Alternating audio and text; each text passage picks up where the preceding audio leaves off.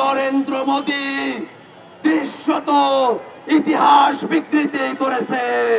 এটা ৭১-এর ১৬ ডিসেম্বরের পর থেকেই এই বাংলাদেশের রাজনৈতিক সিদ্ধান্ত বাংলাদেশের রাজনীতিবিদরা নিজেরা গ্রহণ করবে, ভারতের দাবিদাররা সেটা সহ্য করতে পারে নাই। ভারত নিজেদের মতো করে এই বাংলাদেশে তারা পাপেট শাসক তারা বসিয়েছে, পাপেট রাজনৈতিক দল তারা তৈরি করেছে। সেই রাজনৈতিক দলগুলোকে তারা ফুলিয়ে ফাঁপিয়ে বাংলাদেশে ১৬ বছর ধরে তারা ফ্যাসিবাদ কায়েম করে রেখেছিল। ২৪-এর অভ্যুত্থানের মধ্য দিয়ে বাংলাদেশের জনগণ বাংলাদেশ থেকে ওই ভারতের পাপেট স্বৈরাচার শেখ হাসিনা এবং আওয়ামী লীগকে যেমন উৎখাত করেছে, তেমনই ভাবে বাংলাদেশে ঘিরে থাকা দিল্লির আধিপত্যবাদের বিরুদ্ধেও বাংলাদেশের মানুষেরা তাদের উচ্চ কণ্ঠ তারা জারি করেছে। এই বাংলাদেশকে আর দিল্লির আধিপত্যবাদের মধ্যে দিয়ে বাংলাদেশের সম্ভাবনাকে নষ্ট করার আমরা কোনরূপ সুযোগ দেব না। অত্যন্ত দুঃখের বিষয়, আজকে ১৬ ডিসেম্বরকে নরেন্দ্র মোদী ভারতের বিজয় দিবস হিসেবে উল্লেখ করেছে।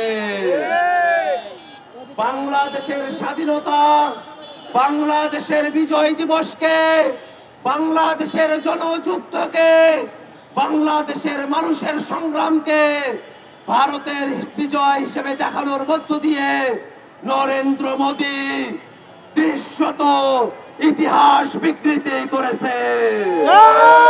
বাংলাদেশের জন্মের সাথে লেগে থাকা ইতিহাসকে বিকৃতির দায়ে অবিলম্বে নরেন্দ্র মোদীকে তার বক্তব্য প্রত্যাহার করতে হবে।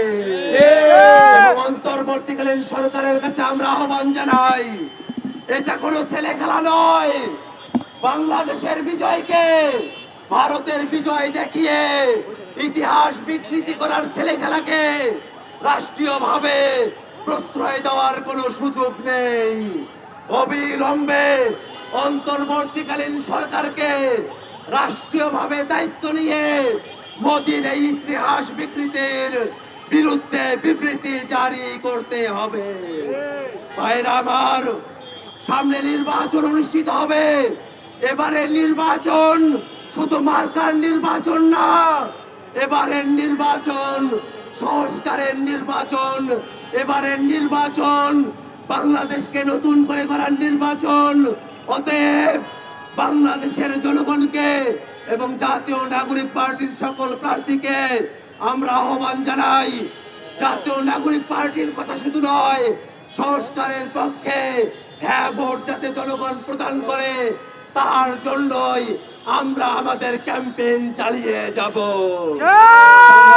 আমার এই ক্যাম্পেইনের মধ্য দিয়ে নতুন বাংলাদেশ হবে সেই প্রত্যাশা রেখে আমি আমার বক্তব্য এখানে শেষ করছি। ইনকিলাব জিন্দাবাদ।